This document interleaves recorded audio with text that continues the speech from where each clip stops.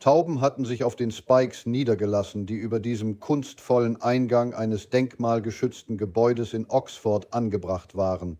Nachdem die Fläche gereinigt und die Spikes erneuert wurden, begannen die Tauben sofort, ihr Nest wieder auf den neuen Spikes zu bauen. Pure Pests ersetzte daraufhin die Spikes durch Bird Free, wodurch die Tauben den Ort vollständig verließen.